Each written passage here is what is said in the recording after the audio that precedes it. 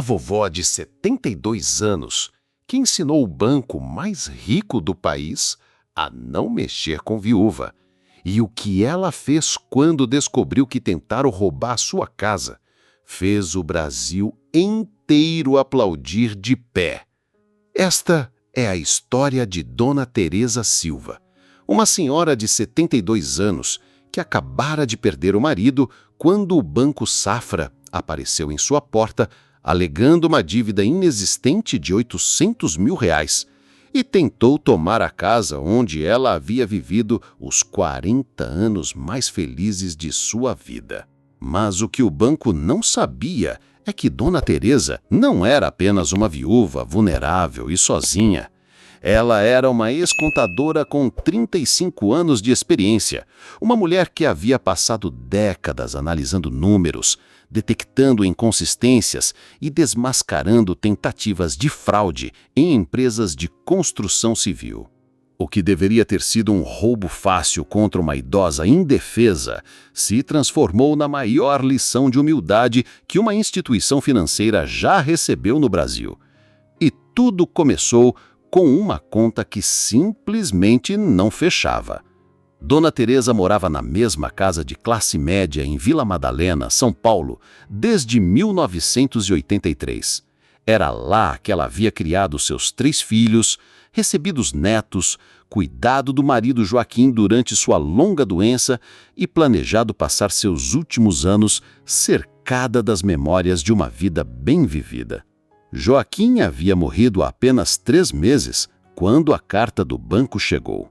Uma carta que destruiria qualquer pessoa normal, mas que despertou algo em Dona Teresa que nem ela sabia que ainda possuía: o instinto de luta de uma mulher que havia enfrentado a vida inteira com números, lógica e determinação inabalável.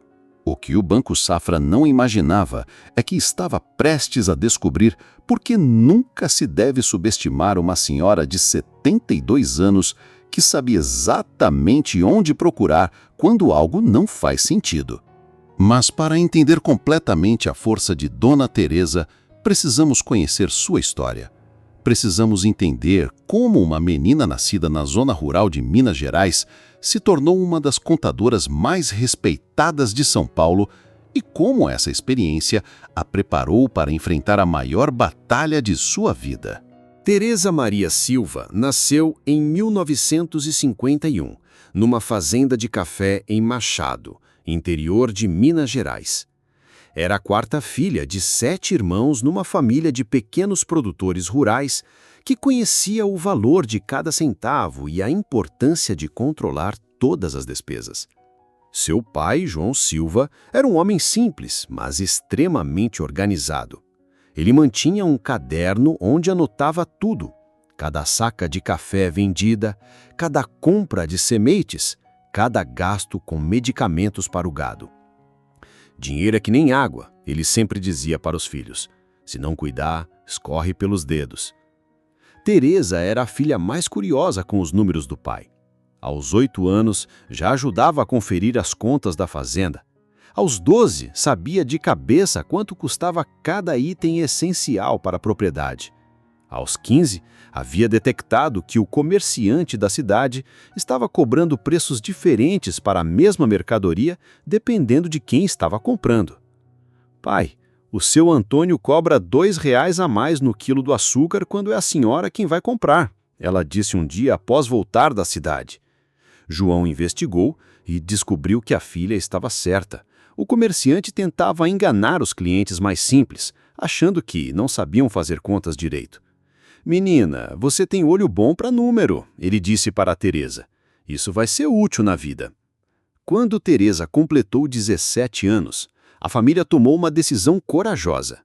Ela iria para São Paulo estudar contabilidade. Era 1968 e uma menina do interior indo sozinha para a capital era algo quase impensável. Teresa tem talento, justificou João para os vizinhos que questionavam a decisão. Não posso deixar ela definhar aqui na roça. Em São Paulo, Teresa morava numa pensão para moças no centro da cidade e estudava contabilidade à noite, trabalhando como auxiliar de escritório durante o dia para pagar os estudos. Era uma vida dura, mas ela estava determinada a construir um futuro melhor. Foi durante o curso de contabilidade que Teresa desenvolveu sua obsessão por precisão e sua habilidade quase sobrenatural para detectar erros em documentos. Enquanto os colegas faziam os cálculos rapidamente, ela verificava tudo 3 vezes, conferia cada vírgula, questionava cada inconsistência. Teresa, você é muito perfeccionista, os professores diziam. Vai ter sucesso na profissão. Foi lá que ela conheceu Joaquim Silva, engenheiro civil de 25 anos, responsável pelas obras da empresa. Joaquim era um homem calmo, trabalhador, que admirava a dedicação de Teresa aos números, tanto quanto ela admirava a paixão dele pela construção. Você confere os números como eu confiro a fundação de um prédio, ele disse para ela durante um dos almoços que começaram a fazer juntos. Com cuidado, porque sabe que qualquer erro pode desabar. Eles se casaram em 1975, numa cerimônia simples na igreja do Bela Vista. Teresa usou um vestido que ela mesma havia costurado, e Joaquim estava no terno azul que usaria por décadas nas ocasiões especiais. Durante os anos seguintes, Teresa desenvolveu uma reputação na empresa como a mulher que nunca erra. Ela detectava inconsistências em notas fiscais, encontrava erros em cálculos de fornecedores e, principalmente, tinha um talento especial para identificar quando alguém estava tentando aplicar algum tipo de golpe na empresa. Dona Teresa tem um sexto sentido para mentira, diziam os colegas. Se tem alguma coisa errada nos papéis, ela descobre. Golpistas sempre cometem os mesmos erros. Eles acham que são mais espertos que todo mundo, mas sempre deixam rastros. É só saber onde procurar. Teresa não sabia que em breve ela precisaria usar toda essa experiência para enfrentar o maior golpe de sua vida.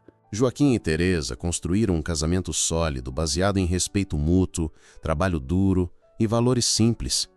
Ele cuidava da parte técnica da vida, consertos da casa, manutenção do carro, questões burocráticas. Ela cuidava da parte financeira, orçamento familiar, investimentos, planejamento para o futuro. Cada um faz o que faz melhor, Joaquim costumava dizer. Eu construo, ela conta. Juntos, não erramos. A casa em Vila Madalena foi sendo reformada e ampliada ao longo dos anos. Joaquim, com a sua experiência em construção, fazia todas as obras pessoalmente.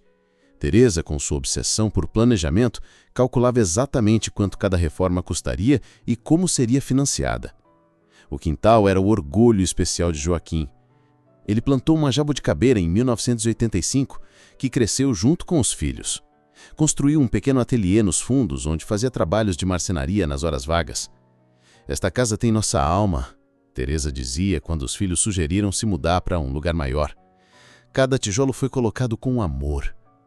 Quando os filhos saíram de casa para construir suas próprias vidas, Joaquim e Teresa entraram numa nova fase do casamento. Eles viajaram pelo Brasil visitando as obras que Joaquim havia construído ao longo da carreira. Passaram temporadas na fazenda em Minas, onde Teresa apresentava o marido para os seus irmãos mais novos. 40 anos de casamento e ainda gosta de conversar com esse homem, Teresa dizia para as amigas. Mas em 2015, aos 65 anos, Joaquim começou a apresentar os primeiros sinais de esquecimento. Inicialmente eram lapsos pequenos. Esqueceu onde havia colocado as chaves, repetia a mesma história 2 vezes na mesma conversa. Teresa, com sua natureza observadora, foi a primeira a perceber que havia algo errado. Joaquim sempre teve memória excelente, ela comentou com Ananda numa visita. Ele lembrava detalhes de obras de 20 anos atrás, agora esquece conversas de ontem. O diagnóstico veio em 2016. Alzheimer, em estágio inicial. O médico foi direto. É uma doença progressiva. Vocês precisam se preparar para mudanças graduais. Teresa recebeu a notícia como recebia todos os desafios da vida, com determinação para enfrentar e vencer. Se é para cuidar, vou cuidar direito, ela disse para os filhos. Durante os primeiros anos, Joaquim manteve boa parte da sua personalidade e autonomia. Teresa adaptou a rotina da casa para facilitar a vida dele e se tornou sua cuidadora principal. Cuidei dos meus filhos pequenos, agora cuido do meu marido. É o que se faz por quem a gente ama. Em 2018, o estado de Joaquim se deteriorou significativamente. Ele começou a ter dificuldades para reconhecer pessoas, ficava confuso sobre onde estava e precisava de supervisão constante. Foi nesse período que Teresa assumiu completamente o controle das finanças da família. Ela organizou todos os documentos de forma que pudesse gerenciar tudo sozinha, colocou Joaquim como dependente em todas as contas e se preparou para a possibilidade de precisar tomar decisões médicas e legais por ele. Os últimos 2 anos de vida de Joaquim foram os mais difíceis. Ele raramente reconhecia Teresa, precisava de ajuda para todas as atividades básicas e frequentemente ficava agitado e confuso. Joaquim cuidou de mim por 40 anos, ela dizia quando as pessoas perguntavam se não era muito pesado cuidar dele sozinha. Agora é minha vez de cuidar dele. Joaquim morreu em dezembro de 2022, aos 72 anos, numa madrugada tranquila, em casa, com Teresa segurando a sua mão. Havia 2 anos que ele não a reconhecia, mas ela acredita que no final ele sabia que estava sendo cuidado por alguém que o amava. O funeral foi simples, como Joaquim sempre quis. Roberto veio de Curitiba, Ana de Brasília, Carlos conseguiu chegar de Portugal. A casa ficou cheia de amigos, colegas da construção civil, vizinhos que haviam acompanhado a doença de Joaquim. Mãe, a senhora tem certeza que quer ficar sozinha nesta casa grande? Ana perguntou antes de voltar para Brasília. Filha, esta casa tem 40 anos da minha vida com meu pai. Enquanto eu tiver forças, não saio daqui. Durante os 3 meses seguintes, Teresa se adaptou à vida de viúva. Ela reorganizou a casa, doou as roupas de Joaquim, transformou o ateliê dele num espaço para receber os netos, manteve a jabuticabeira e o quintal exatamente como ele gostava. Ela estava começando a encontrar uma nova rotina, uma nova forma de ser feliz sozinha, quando a carta do Banco Safra chegou e mudou tudo.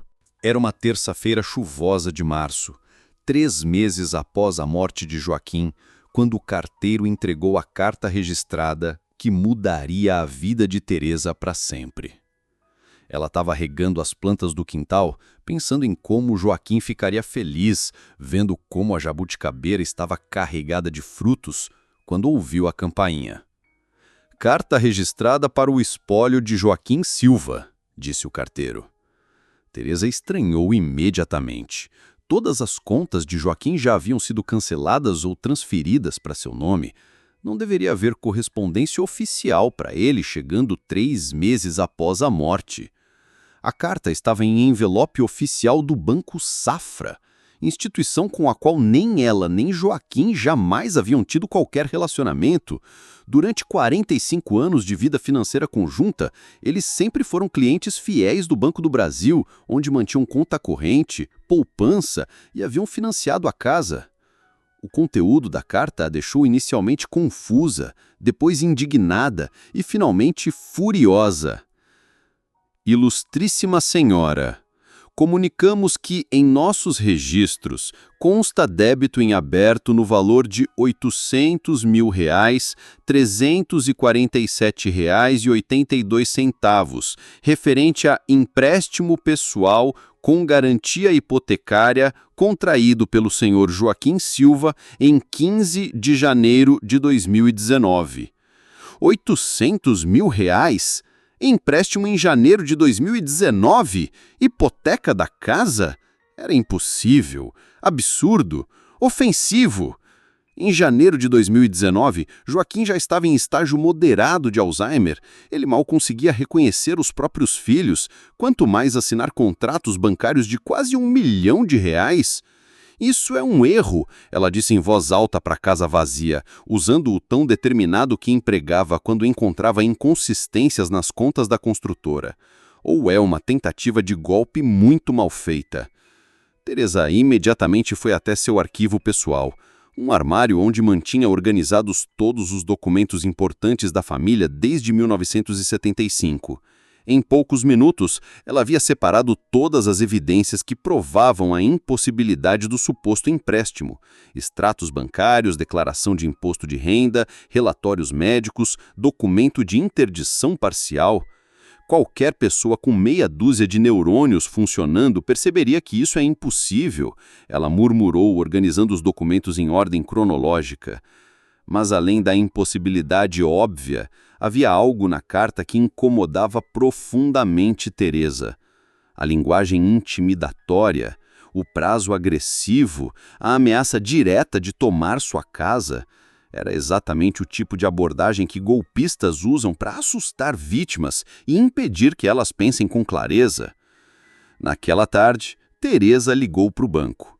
Senhor, estou ligando sobre uma carta que recebi alegando que meu falecido marido deve R$ 800 mil para o banco. Isso é completamente impossível. Como pode haver empréstimo se meu marido tinha Alzheimer e eu controlava todas as contas da família? Reconhecida em cartório? Que cartório reconhece a assinatura de pessoa com demência? 3 transferências e 20 minutos depois, Teresa finalmente falou com o Dr. Marcos Oliveira, o mesmo que assinava a carta. Dr. Marcos, meu marido tinha Alzheimer diagnosticado em 2016. Em janeiro de 2019, ele não tinha capacidade mental para contratar empréstimo de R$ 800 mil. E vocês vão ter que provar que não houve. Cadê o dinheiro desse empréstimo? Para onde foram os R$ 800 mil? Teresa sentiu um frio na espinha. Conta aberta sem meu conhecimento? Para receber empréstimo que eu não sabia que existia? Isso cheirava a fraude de longe. Quero uma reunião presencial, ela disse com a voz firme. Quero ver todos os documentos desse suposto empréstimo. Não, amanhã. Amanhã, Dr. Marcos. Ou vocês explicam essa história toda amanhã, ou depois de amanhã estarei na delegacia fazendo boletim de ocorrência por tentativa de estelionato. Teresa desligou o telefone e passou o resto da tarde organizando todos os documentos que provavam a impossibilidade do empréstimo. Ela criou um arquivo específico para o caso Banco Safra e começou a preparar sua defesa como se estivesse se preparando para descobrir uma fraude na construtora. Naquela noite, ela ligou para os 3 filhos e explicou a situação. Filhos, relaxem. Eu passei 35 anos lidando com espertinhos que tentavam roubar a construtora. Sei exatamente como lidar com esse tipo de gente. Joaquim, ela disse em voz alta antes de dormir, como fazia todas as noites desde a morte do marido, eles escolheram a mulher errada para tentar roubar. Teresa se arrumou para a reunião no banco como se estivesse indo para o trabalho na época da ativa. Terno azul marinho, cabelo preso, pasta de documentos organizados com a precisão militar que desenvolveu durante décadas de vida profissional.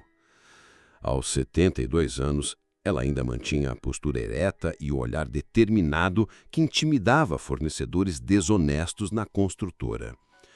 A agência do Banco Safra, na Avenida Paulista, era um monumento ao poder financeiro. 15 andares de vidro espelhado, mármores importados, seguranças de terno, tudo projetado para impressionar e intimidar clientes. O lobby tinha pé direito duplo, obras de arte caras e uma sensação geral de que pessoas comuns deveriam se sentir pequenas ali. Mas Teresa não se intimidou. Durante décadas, ela havia lidado com empresários arrogantes, auditores fiscais hostis e clientes que tentavam usar intimidação para esconder irregularidades. Um banco chique era apenas mais um ambiente onde pessoas tentavam usar a aparência para mascarar comportamento questionável. Tenho reunião marcada com o Dr. Marcos Oliveira, ela disse à recepcionista, uma moça de 25 anos com um sorriso profissional e olhar condescendente. 15 minutos depois, claramente uma estratégia para demonstrar quem mandava ali, Dr. Marcos apareceu. Homem de 45 anos, terno de R$ 5.000, gravata de grife, ar de quem estava acostumado a resolver problemas de clientes idosos de forma rápida e definitiva. Dona Teresa, imagino que a senhora veio para negociar o pagamento da dívida, ele disse, conduzindo-a para sua sala no 8º andar. Vim para mostrar que vocês estão tentando me roubar, Teresa respondeu, abrindo sua pasta com a precisão de um advogado experiente. A sala de Dr. Marcos era outro exercício de intimidação.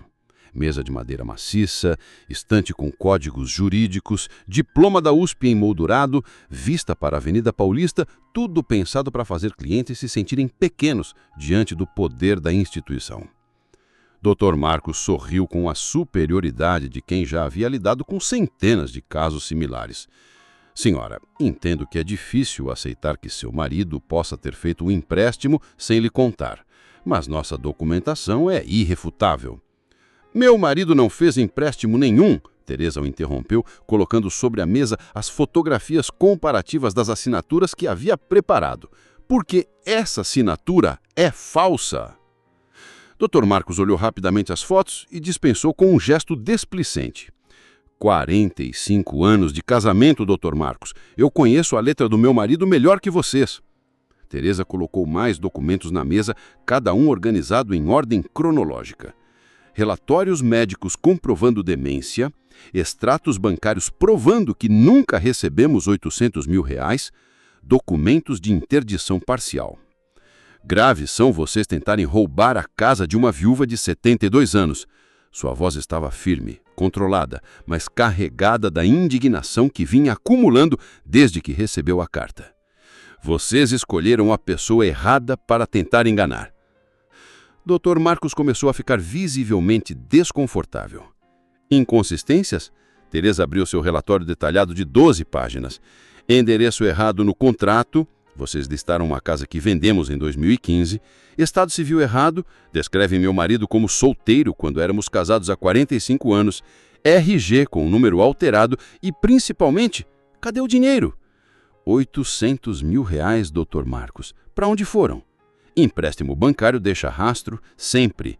Onde está o registro da transferência para a conta do meu marido? Que conta, já que ele não tinha conta neste banco? Dr. Marcos consultou alguns papéis, claramente tentando ganhar tempo. Confidenciais? Teresa se levantou, sua postura impondo respeito apesar dos 72 anos. Vocês alegram que meu marido recebeu R$800 mil do banco de vocês, mas não podem provar para onde foi o dinheiro? Isso não é empréstimo, Dr. Marcos. Isso é tentativa de estelionato. Teresa colocou mais um documento na mesa.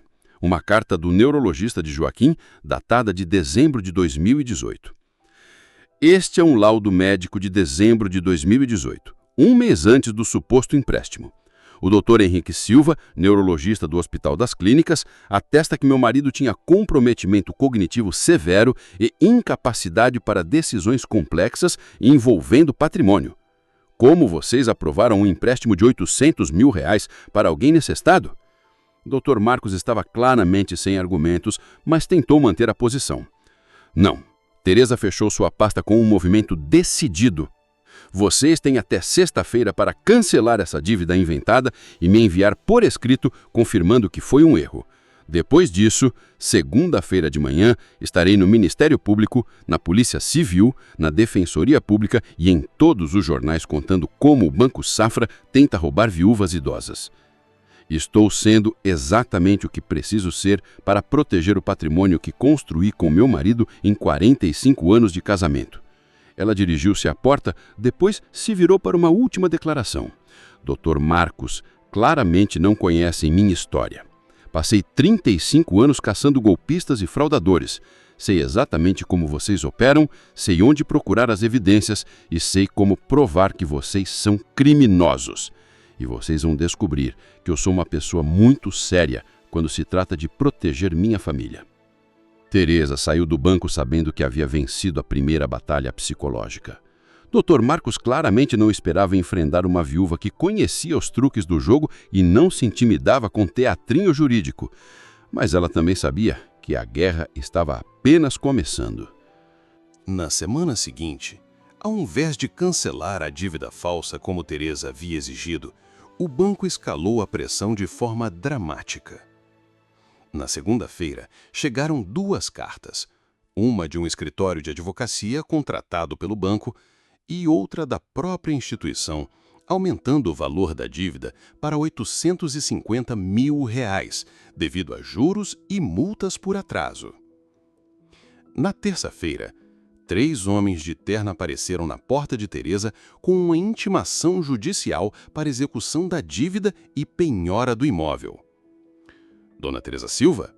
Perguntou o advogado principal, um homem de 50 anos em terno preto que carregava uma pasta de couro caro. Sou o doutor Rodrigo Pinto, do escritório Pinto e Associados, representando o Banco Safra. A senhora está sendo formalmente notificada de que iniciamos processo de execução judicial para a cobrança da dívida de R$ 850.347,82. Teresa recebeu os papéis com as mãos que tremiam de raiva, mas sua voz permaneceu firme. Processo baseado em documentos falsos. Vocês vão se arrepender de mexer comigo. Senhora, entendemos sua dificuldade em aceitar a situação, mas a lei é clara. Dívidas de espólio são responsabilidade dos herdeiros. Este imóvel está garantindo o empréstimo legalmente contraído. Legalmente contraído por alguém com demência senil? Com documentos falsificados? Usando endereços errados? Dr. Rodrigo sorriu com condescendência profissional. Dona Teresa, respeito sua idade e sua situação, mas nossa documentação foi analisada por peritos. Está tudo em ordem. Que peritos? Quero ver os laudos periciais. Não vou contratar advogado nenhum. Vou me defender sozinha. Os três homens trocaram olhares que misturavam surpresa e diversão mal disfarçada. Uma viúva de 72 anos se defendendo sozinha contra uma equipe de advogados especializados era quase cômico. Complexo, para quem não sabe onde procurar as mentiras. Teresa abriu a porta de casa de forma decidida. Agora saiam da minha propriedade antes que eu chame a polícia. Após os advogados saírem, Teresa se sentou à mesa da cozinha, a mesma onde havia analisado milhares de documentos durante sua carreira, e pela primeira vez, desde que tudo começou, sentiu o peso da situação. Ela estava enfrentando uma instituição financeira gigantesca, com recursos ilimitados, equipe de advogados especializados e capacidade de usar o sistema judiciário a seu favor. Por alguns minutos, Teresa considerou a possibilidade de aceitar a negociação que o banco certamente ofereceria. Mas então, ela olhou ao redor da cozinha, onde havia preparado milhares de refeições para Joaquim e os filhos. Olhou para o quintal, onde a jabuticabeira que eles plantaram em 1985 estava carregada de frutos. Joaquim, ela disse em voz alta, eles acham que podem me intimidar porque sou velha e estou sozinha, mas eles não sabem quem são. Nós construímos esta vida com honestidade e trabalho. Não vou deixar bandidos de terno roubar a nossa história. Naquela tarde, Teresa ligou para os 3 filhos e contou sobre a escalada da situação. Filhos, eu agradeço a preocupação de vocês, mas não vou contratar advogado, não vou aceitar ajuda financeira e não vou recuar 1 milímetro. Esses criminosos escolheram a mulher errada para tentar roubar. Posso sim. Vocês esqueceram quem é a mãe de vocês? Passei 35 anos desmascarando golpistas muito mais espertos que esses. A diferença é que agora é pessoal. Durante os dias seguintes, a pressão psicológica aumentou significativamente. Cartas de cobrança chegavam diariamente. O banco ligava de hora em hora oferecendo parcelamento especial da dívida. Advogados apareciam para verificar o imóvel que seria penhorado. Os vizinhos começaram a comentar sobre os carros oficiais que apareciam constantemente na rua. Dona Margarida, a vizinha mais próxima, veio falar com Teresa uma manhã de quinta-feira. Teresa, querida, não é da minha conta, mas todo mundo está comentando sobre esses homens de terno que aparecem aqui todo dia. Você está com problema? Margarida, estou sendo vítima de uma tentativa de golpe. Mas não se preocupe, sei como lidar com esse tipo de gente. Margarida, você me conhece há quantos anos? Então relaxa. Eles escolheram a pessoa errada para tentar intimidar. Mas foi numa quinta-feira à noite que aconteceu algo que fez Teresa perceber que a situação era mais séria do que ela imaginava. Ela estava assistindo ao jornal quando ouviu barulhos estranhos no quintal. Eram quase 22 horas, horário que normalmente não havia movimento na vizinhança. Teresa foi até a janela da cozinha e viu 2 figuras tentando olhar por cima do muro dos fundos. Ela imediatamente ligou para a polícia. Mas quando os policiais chegaram, os homens já haviam fugido. O policial que atendeu a ocorrência foi direto. Dona Teresa, A senhora está envolvida em alguma questão judicial, processo de cobrança, algo assim? Às vezes, quando há muito dinheiro envolvido, algumas pessoas tentam pressionar de formas extraoficiais. A senhora mora sozinha? Recomendo cuidado redobrado. Instale mais luzes no quintal, mantenha as portas sempre trancadas e qualquer movimento suspeito, liga imediatamente. Naquela noite, pela primeira vez desde que tudo começou, Teresa sentiu medo real. Não medo de perder a casa. Esse ela sempre teve. Medo pela própria segurança física. Mas ao invés de recuar, Teresa sentiu sua determinação se transformar em algo ainda mais poderoso. Fúria controlada. Joaquim, agora eles passaram do limite. Vou acabar com esses bandidos. Na sexta-feira seguinte ao incidente no quintal, Teresa tomou uma decisão que demonstrava tanto sua coragem quanto sua inteligência estratégica. Ao invés de apenas se defender das acusações do banco, ela iria investigar ativamente quem estava por trás do golpe e como o esquema funcionava. Teresa começou sua investigação como fazia tudo na vida, de forma metódica e organizada. Ela criou um novo arquivo chamado Operação Contra-Ataque e começou a reunir todas as informações disponíveis sobre o Banco Safra, Dr. Marcos Oliveira e, principalmente, outros casos similares ao dela. Durante seus 35 anos como contadora, Teresa havia aprendido que golpistas raramente operam isoladamente.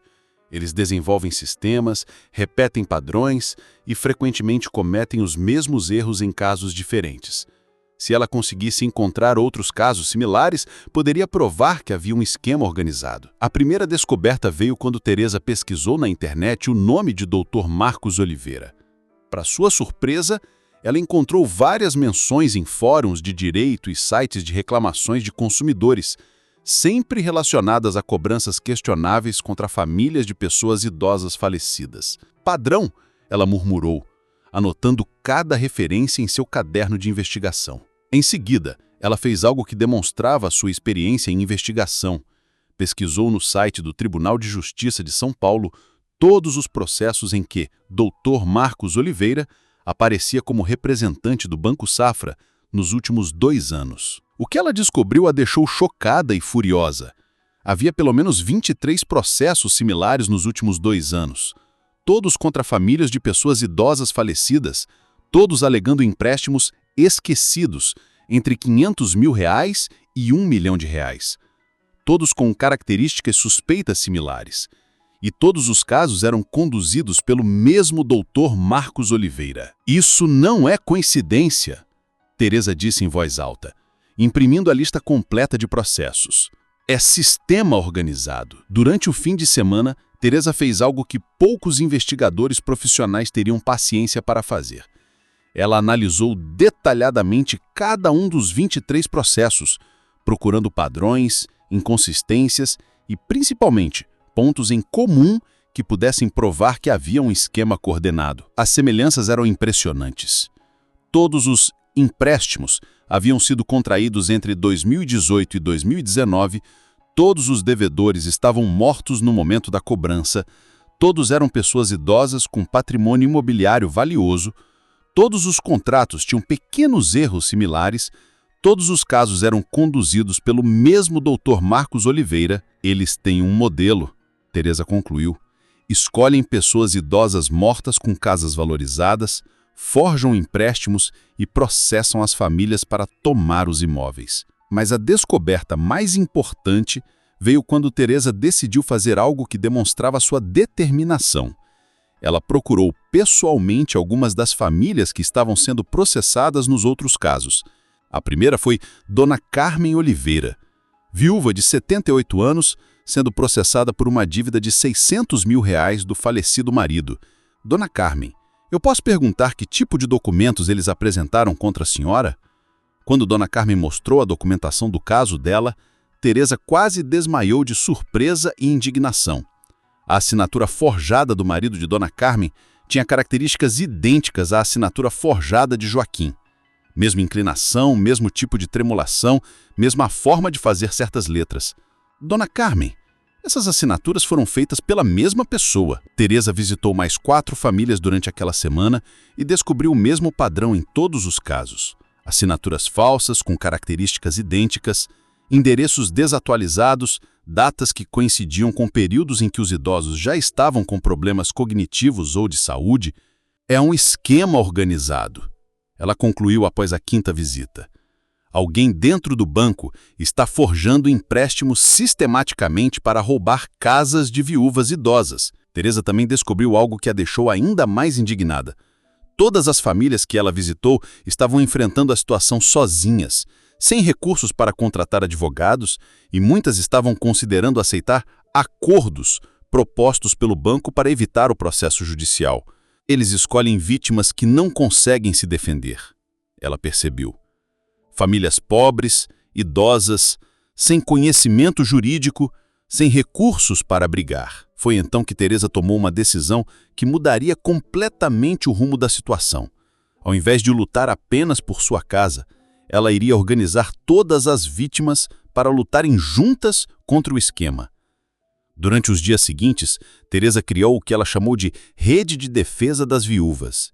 Ela reuniu todas as famílias vítimas do mesmo esquema, organizou um grupo de WhatsApp e começou a coordenar uma defesa coletiva. Sozinhas, somos vulneráveis, ela disse na primeira reunião que organizou na sala de sua casa. Juntas, somos uma força que eles não esperavam enfrentar. A reunião teve 12 famílias presentes, viúvas entre 65 e 82 anos, todas sendo processadas por dívidas similares, todas com evidências de documentação forjada. Dona Teresa tem razão, disse Dona Aparecida, de 75 anos. Eles estão contando que vamos aceitar tudo caladas. Vamos fazer uma denúncia coletiva ao Ministério Público. Vamos procurar a imprensa. Vamos mostrar para o Brasil inteiro como um banco gigante está roubando viúvas idosas. Foi então que Dona Margarida, que havia sido convidada para a reunião como observadora, fez uma pergunta que mudou a perspectiva de todas. Teresa, você não acha perigoso mexer com gente tão poderosa? E se eles tentarem se vingar? Teresa olhou para todas as mulheres presentes. 12 viúvas que haviam perdido os maridos, que estavam enfrentando a possibilidade de perder suas casas, que representavam centenas de outras famílias em situação similar. Margarida, eles já estão tentando nos destruir. A única diferença é que agora vamos revidar. A descoberta que mudaria tudo aconteceu numa terça-feira, 2 semanas após Teresa ter organizado a Rede de Defesa das Viúvas. Ela estava analisando pela 10ª vez os documentos do suposto empréstimo de Joaquim quando notou algo que havia passado despercebido: o número de protocolo do contrato. Como ex-contadora com décadas de experiência em sistemas de numeração, Teresa sabia que protocolos bancários seguem sequências lógicas, baseadas em datas, agências e tipos de operação.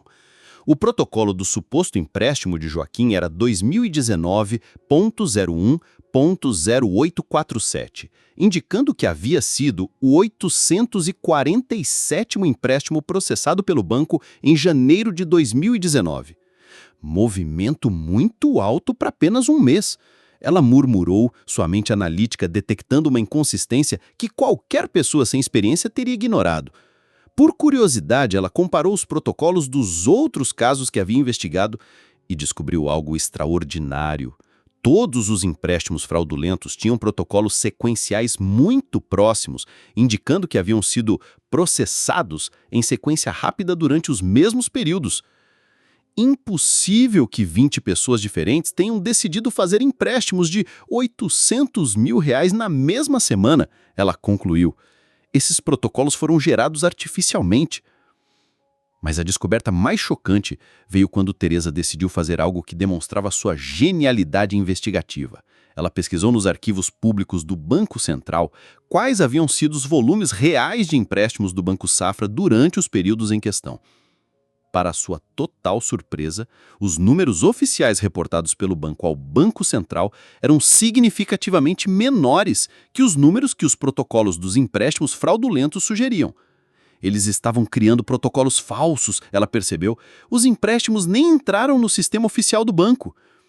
Isso significava que alguém dentro do Banco Safra estava criando documentação paralela, fora dos sistemas oficiais da instituição, especificamente para aplicar golpes contra famílias de idosos mortos. Teresa imediatamente ligou para Dona Carmen e pediu o número de protocolo do empréstimo falso do marido dela. Depois ligou para mais 3 famílias da rede de defesa. Todos os protocolos seguiam a mesma sequência artificial. Gente, descobri algo que vai acabar com esses criminosos, ela disse no grupo de WhatsApp da rede de defesa. Na reunião seguinte, Teresa apresentou sua descoberta para as 12 famílias. Eles não são apenas golpistas, são golpistas que estão operando fora do sistema oficial do próprio banco. Isso significa que provavelmente a direção do Banco Safra nem sabe o que está acontecendo.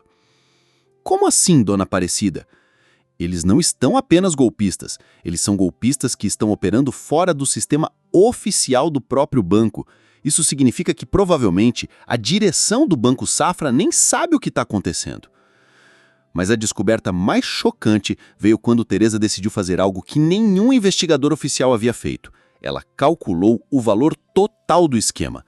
Baseando-se nos 23 casos que havia identificado, cada um envolvendo imóveis avaliados entre 500 mil e R$1,5 milhão de reais, Teresa estimou que o esquema já havia roubado ou tentado roubar mais de 20 milhões de reais de patrimônio de famílias vulneráveis. 20 milhões de reais, ela disse na reunião seguinte da rede de defesa. Eles roubaram ou tentaram roubar 20 milhões de reais de viúvas idosas. O número deixou todas as mulheres presentes em silêncio. Não era apenas sobre suas casas individuais, era sobre um esquema criminoso de proporções gigantescas que havia destruído dezenas de famílias.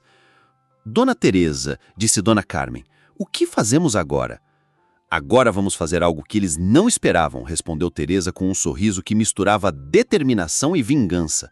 Vamos para a ofensiva! Com todas as evidências organizadas e a rede de defesa das viúvas mobilizada, Teresa lançou uma ofensiva coordenada que pegou os criminosos completamente de surpresa.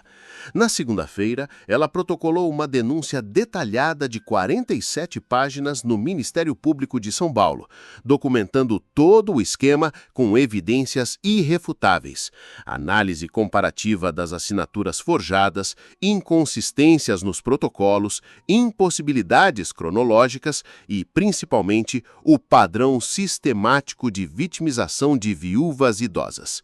Doutor promotor, ela disse ao entregar pessoalmente a denúncia para Dr. Fábio Henrique, promotor especializado em crimes financeiros. O que eu trouxe aqui não é apenas o caso de uma viúva sendo vítima de golpe. É evidência de uma organização criminosa operando dentro de um banco. O promotor Fábio Henrique inicialmente foi cético. Ele recebia dezenas de denúncias por semana de pessoas que se achavam vítimas de fraudes bancárias. Mas quando começou a ler o relatório de Teresa, sua expressão mudou completamente. Dona Teresa, a senhora fez o trabalho de uma equipe inteira de investigadores especializados. Doutor, eu passei 35 anos caçando fraudes em empresas de construção. Essa aqui é a mais organizada e mais nojenta que já vi. Tenho 12 famílias vítimas do mesmo esquema dispostas a testemunhar. Tenho análise grafológica das assinaturas forjadas. Tenho prova de que os protocolos são falsos e tenho evidência de que já roubaram mais de 20 milhões de reais. Na terça-feira, Teresa foi pessoalmente à sede da Polícia Civil e protocolou o boletim de ocorrência detalhado contra Dr. Marcos Oliveira e outros a serem identificados por formação de quadrilha, estelionato qualificado e falsificação de documentos. Na quarta-feira, ela procurou 3 jornalistas diferentes, do Estado de São Paulo, da Folha e da Record, e entregou para cada um dossiê completo com todas as evidências do esquema. Esta é uma história que o Brasil precisa conhecer, ela disse para cada jornalista. Viúvas idosas sendo sistematicamente roubadas por criminosos que se escondem atrás do nome de um banco respeitável. Na quinta-feira, algo extraordinário aconteceu. O caso explodiu na mídia nacional. A manchete do Estado de São Paulo foi: viúva de 72 anos desmascara esquema milionário em banco. A Folha estampou: quadrilha usava nome de banco para roubar casas de idosas. A Record exibiu uma reportagem especial, a investigação que uma aposentada fez sozinha e destruiu golpistas. O impacto foi imenso. O caso repercutiu em jornais de todo o país, programas de televisão, rádios e principalmente nas redes sociais, onde a história de Dona Teresa, a vovó detetive, viralizou instantaneamente. Na sexta-feira, aconteceu algo que Teresa não esperava. O próprio presidente do Banco Safra, Dr. Alberto Safra, ligou pessoalmente para ela. Dona Teresa, sou Alberto Safra, presidente do banco. Quero me desculpar pessoalmente pelo que aconteceu e informar que estamos colaborando integralmente com as investigações. Obrigado, doutor Alberto. Espero que vocês limpem essa sujeira de dentro da instituição. E as outras famílias vítimas do esquema? Todas as dívidas foram canceladas e estamos oferecendo indenização pelos danos morais causados. Na semana seguinte, a Operação Papel Falso, como foi batizada pela Polícia Civil, prendeu o Dr. Marcos Oliveira e mais 4 cúmplices em flagrante, enquanto tentavam aplicar o mesmo golpe contra uma família em Santos. Os criminosos foram encontrados com dezenas de contratos falsificados prontos para usar, carimbos forjados e uma lista de mais de 50 próximas vítimas, todas viúvas idosas com patrimônio imobiliário valioso. A investigação oficial revelou que nos últimos 3 anos, o esquema havia conseguido roubar 31 casas de famílias vulneráveis, gerando mais de 28 milhões de reais em lucro ilegal, que eram divididos entre os membros da quadrilha. Dr. Marcos Oliveira foi condenado a 12 anos de prisão. Seus cúmplices receberam penas entre 6 e 10 anos. O Banco Safra foi obrigado a pagar 80 milhões de reais em indenização para todas as vítimas identificadas. Teresa recebeu 3 milhões de reais de indenização por danos morais. Mas o que a deixou mais feliz foi ver todas as outras famílias recuperando suas casas e recebendo compensação pelo trauma sofrido. Joaquim, ela disse naquela noite sentada na sala onde haviam sido felizes por 40 anos. Nós não apenas ganhamos, nós salvamos dezenas de outras famílias. Com parte da indenização, Teresa criou o Instituto Joaquim Silva de Defesa do Idoso, uma organização que oferece consultoria gratuita para idosos vítimas de fraudes financeiras. Ela se tornou uma consultora voluntária nacionalmente reconhecida, e sua história inspirou mudanças na legislação bancária brasileira. 2 anos depois, aos 74 anos, Teresa ainda mora na mesma casa em Vila Madalena, cercada das memórias de uma vida bem vivida e orgulhosa de ter provado que uma viúva determinada pode derrubar um esquema milionário quando tem a verdade do seu lado. A jabuticabeira que ela e Joaquim plantaram em 1985 continua dando frutos todos os anos, e Teresa sempre guarda alguns para fazer a geleia que os netos adoram. Nunca subestimem uma vovó que sabe fazer contas, ela costuma dizer quando conta a sua história para outras pessoas. E nunca mexam com a casa onde alguém foi feliz por 40 anos. E você acredita que uma pessoa de 72 anos pode derrubar um esquema bancário milionário?